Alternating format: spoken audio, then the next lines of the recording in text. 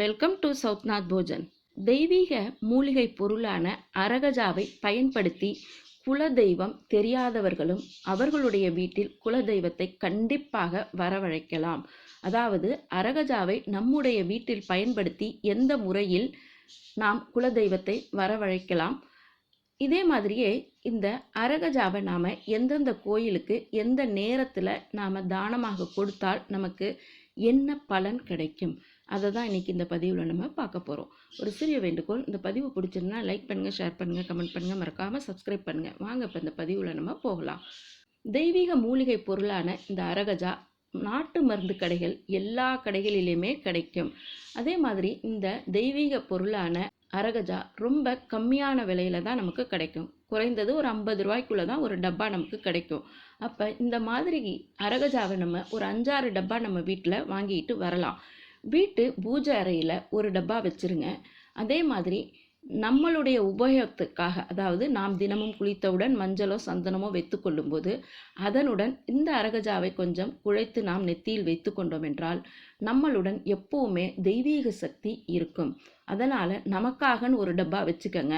மீதி இருக்கிற 4-5 அந்த டப்பாவை நம்ம கோயிலுக்கு தானமாக கண்டிப்பாக தர வேண்டும்.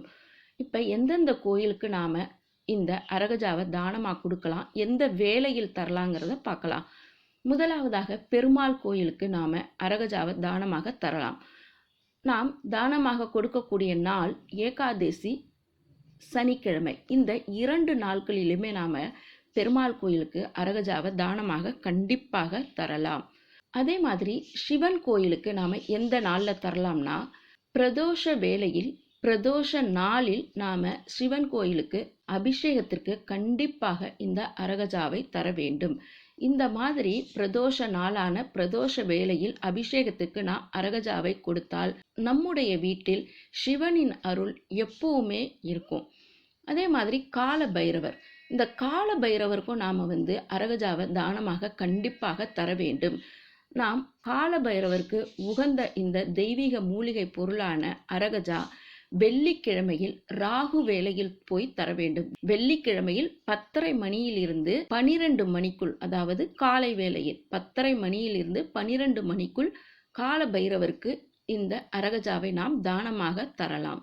சரி, நம்ம வீட்டு பூஜை அறையில் எப்படி இந்த அரகஜாவை பயன்படுத்தலாங்கிறத பார்க்கலாம். நம்முடைய வீட்டில் இருக்கும் மகாலட்சுமி படத்துக்கோ அல்லது விக்கிரகத்துக்கோ மஞ்சளுடன் அரகஜாவை கலந்து மகாலட்சுமி ஃபோட்டோக்கோ அல்லது விக்கிரகத்துக்கோ நாம் வச்சு அது மேலே குங்குமத்தை வைக்கலாம். இந்த மாதிரி அரகஜாவை நாம் பூஜை ரூமில் பயன்படுத்தும் போது நமது வீட்டில் மகாலட்சுமி நித்திய வாசம் செய்வாள்.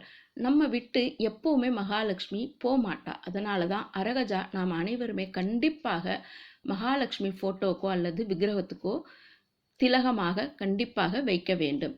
சரி, இப்போ நம்ம குலதெய்வத்தை எந்த முறையில் நாம் நம்ம வீட்டுக்கு இந்த அரகஜாவை வைத்து வரவழைக்கலாம். ஒரு செப்பு சொம்போ அல்லது பித்தளை சொம்போ எடுத்துக்கணும். செப்பு சொம்பு இருந்தாக்க ரொம்பவே நல்லது, அதாவது காப்பர் சொம்பு. இந்த காப்பர் சொம்பை நல்லா தேய்ச்சி அலம்பிட்டு அதை தொடச்சி அதில் சுத்தமான நீரை நிரப்பி வச்சுக்கணும். அதில் கொஞ்சமாக பச்சை கற்பூரம் போட்டுக்கங்க. அதுக்கப்புறம் அதில் நம்ம, அதாவது அந்த நீர் இருக்கிற சொம்பில் அரகஜாவையும் மஞ்சளையும் கலந்து திலகம் வச்சுட்டு அது மேலே கொஞ்சமாக குங்குமம் வச்சு அப்படியே நம்ம பூஜை ரூமில் வச்சிடணும். இந்த மாதிரி நாம் வைக்கும்போது நம்ம வீட்டில் குலதெய்வம் கண்டிப்பாக வாசம் செய்வாள். யாருக்கெல்லாம் குலதெய்வம் என்னன்னு தெரியாதோ அவங்க இந்த சொம்பு வழிபாடை செஞ்சாங்கன்னா கண்டிப்பாக அவங்க வீட்டில் குலதெய்வம் நித்திய வாசம் செய்வாள்.